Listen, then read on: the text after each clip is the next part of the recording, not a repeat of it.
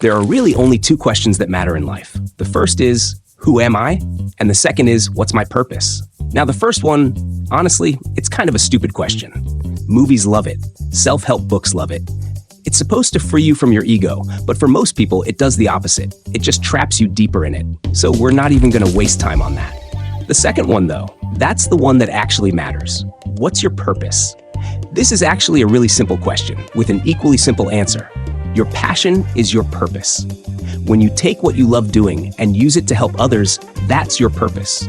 Except wait, if it's really that simple, then why are millions of people still wandering around lost, binge-watching Netflix at 2 a.m., wondering what the hell they're doing with their lives? Let's rewind a step. Passion and purpose. What's the difference? Passion is something you love doing. Purpose is when that passion actually helps someone else. And here's the thing.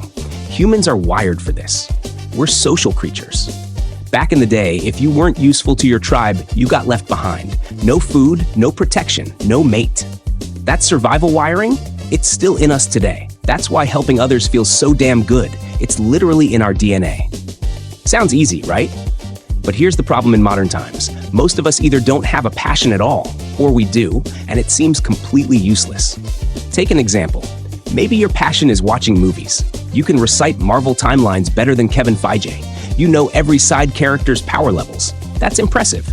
But let's be real. On its own, that knowledge isn't going to pay for your Netflix subscription, let alone help anyone else. So, what now? If you genuinely don't have a passion, and you're okay with life as it is, ask yourself one question. When I'm on my deathbed, will I regret living like this? If the answer is, no, I'm good, congrats. You've already won at life. You don't need a passion. But if you're watching this video, chances are the answer is yes. So let's move on. If you don't know your passion yet, try new things. That's it. Not thinking about it, not journaling about it, doing. Chances are you're already drawn to something. You watch certain videos, you argue about certain topics, you obsess over something. That's your clue. Chase it. Experiment. Keep moving. Before you know it, you'll stumble into your passion. And then, your purpose. Let's clear up some myths about passion, because honestly, they mess people up more than they help. Myth number 1. You're born with passion. Nope. Passion isn't in your DNA. It's not like eye color. Most people stumble into it along the way, usually by accident. You try something, you suck at it, you get a little better, and suddenly, you're hooked. That's passion. Myth number 2. Your passion has to be your career. This one creates so much unnecessary pressure. Not every passion is meant to pay the bills, and that's perfectly fine. Some passions exist just to keep you sane, happy, and balanced. And honestly, that alone is priceless. So stop waiting for a lightning bolt of destiny to hit you. Passion isn't found, it's built. Think about when you were a kid. Nobody sat you down and said, your passion is football, or your passion is drawing. You just tried things. You kicked a ball, scribbled on paper, messed around on a computer. Some of it stuck, most of it didn't. But here's the problem. Fast forward to adulthood, and most of us stop experimenting. We choose one safe path, usually the one our parents or society told us to take, and then we wonder, why don't I feel passionate about anything? Here's the truth. Passion doesn't show up at your doorstep like an Amazon delivery. You have to chase it. You have to test things, fail at them, laugh at yourself, and then one day you realize, oh wow, I actually love this. So if you feel lost right now, don't panic. You're not broken. You just stopped playing the same game you used to play as a kid. Now, let's talk about why finding passion feels so hard. Struggle number 1, fear of wasting time. People think, what if I try something new and it doesn't work out? Well, that's the whole point. Most things won't work out. Passion is what's left after you've tried 10 things and hated 9 of them. Struggle number 2, comparing yourself to others. We scroll on Instagram and see people living their passion with perfect edits and big smiles. But you don't see the boring grind, the failures, or the nights they almost quit. Passion looks glamorous on the outside, but inside, it's just persistence. Struggle number 3, monetizing too early. Some people strangle their passion by forcing it to make money before it's ready. Remember, passion is fragile in the beginning. Let it breathe. Let it grow before you pressure it to pay rent. So if you've been stuck, don't beat yourself up. These struggles are normal. You're not failing. You're just in the messy middle. Passion and skill are like twins. You rarely get one without the other. At first, you probably won't even like something, because honestly, you're just bad at it. Nobody feels passionate the first time they pick up a guitar and it sounds like a dying cat. But stick with it, build some skill, and suddenly, boom, you start enjoying it. Think about gamers.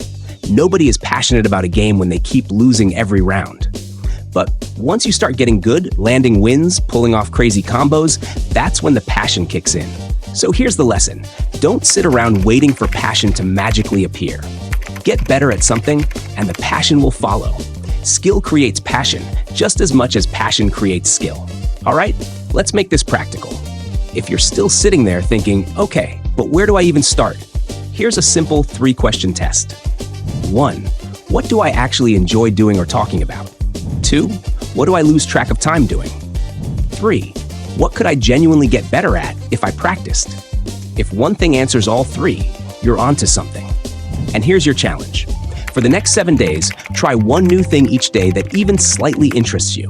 Doesn't matter if it's cooking, coding, drawing, or making a goofy TikTok. At the end of the week, write down which ones lit you up the most. That's your clue. Now comes the hard part, turning passion into purpose. Because passion is fun. Nobody has to force you to binge watch anime, shoot hoops, or mess around in the kitchen. But purpose? That's different. Purpose means work. It means learning things you don't want to learn. Writing scripts, storytelling, editing videos, building an audience, all the unglamorous stuff you have to do to turn a hobby into something that matters. But here's the payoff. When your passion becomes useful, when it actually helps someone else, that's when it transforms into purpose.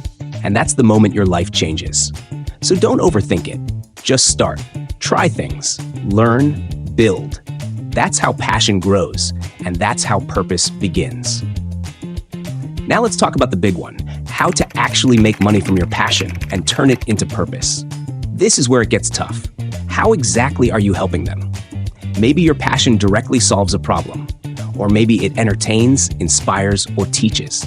And if it doesn't directly help, then take the money it generates and use it to support people, causes, or your community. Either way, your passion grows into something bigger than just you.